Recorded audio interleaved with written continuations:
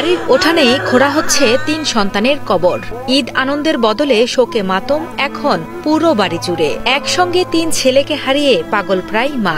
আরো মর্মান্তিক হলো, ঠিক ৩ বছর আগে এই রমজান মাসেই আরেক সন্তানকে হারিয়েছিলেন এই অভাগী মা। 4 ছেলের কেউই এখন আর রইল না দুঃখিনী এই মায়ের জীবনে।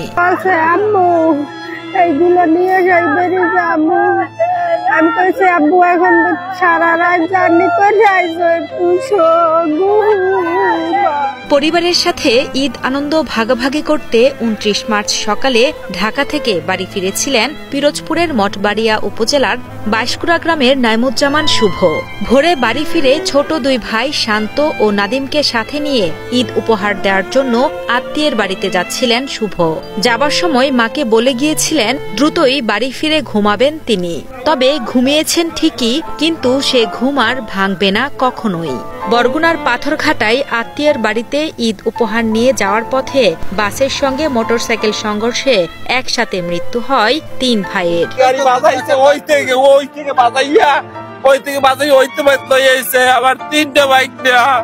বিকট আকার একটা শব্দ হয়েছে। তারপর দৌড়ে আসার পর দেখছি এরকম আপনার ডেড বডি পড়ে রয়েছে, কিন্তু আমরা গাড়িতে 2 জন পাইছি। এই 2 জন আবার ধরে আমরা স্কুলের ভিতরে রেখে দিয়েছি, আর ড্রাইভার পাই নাই। এই অবস্থা। আর আমাদের এই লাইনে যত দুর্ঘটনা ঘটে, 20টা দুর্ঘটনা ঘটে, এর ভিতরে 18টা ঘটে রাজীব পরিবহনের। 29 মার্চ সকালে বরগুনার পাথরঘাটা ঢাকা সড়কের রায়হানপুর ইউনিয়নের সোনার বাংলা এলাকায় ঘটে মর্মান্তিক এই দুর্ঘটনাটি। পাথরঘাটা থেকে ঢাকাগামী রাজীব পরিবহনের একটি বাস সোনার বাংলা এলাকায় বিপরীত দিক থেকে আসা একটি মোটরসাইকেলকে চাপা দিলে ঘটনাস্থলেই প্রাণ হারান মোটরসাইকেলে থাকা 3 ভাই শুভ, শান্ত ও নাদিম। নিহতদের পারিবারিক সূত্রে জানা যায়, কয়েক বছর আগে তাদের আরেক ছোট ভাই পানিতে ডুবে মারা যায়। একজন ডাকাতে আসছে 6টার সময়, বড়জন, আর 2 জন তো বাড়িতে ছিল। ওই ডাকাতে আসছে হইলে গাড়ি নিয়ে বের হয়ে আইছে। ওই ওর চাচার শালার ছেলেরা আর কি মনে হয় ঈদের কিছু দিছে, ওই দিয়েইতে যায়। যারা দাঁড়ায় না ঠেলতে যাইতে আছে, কিন্তু আরো 3-4 জন মিললে এখন আটকাই হেলাইছে। আটকাই মসজিদের মধ্যে আটকাই রাখছে। দুর্ঘটনার পর বাসের চালক ও সহযোগীকে মসজিদে আটকে রাখেন স্থানীয়রা।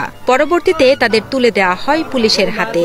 মরদেহ আইনি প্রক্রিয়া শেষে পরিবারের কাছে হস্তান্তর করা হয়েছে বলে জানান বরগুনা পাথরঘাটা থানার ভারপ্রাপ্ত কর্মকর্তা মোহাম্মদ মেহেদি হাসান। এখানে যে ঘটনাস্থলে আপনার এই যে একই মোটরসাইকেলে 3 ভাই, আপন 3 ভাই, ওরা কেরাতপুরের দিকে যাইতেছিল। তো মুখোমুখি সংঘর্ষ, 3 ভাই স্পট ডেথ। আমরা আসছি, সরঞ্জাম সবকিছু দেখতেছি, পরবর্তী আইনগত ব্যবস্থা প্রক্রিয়াধীন।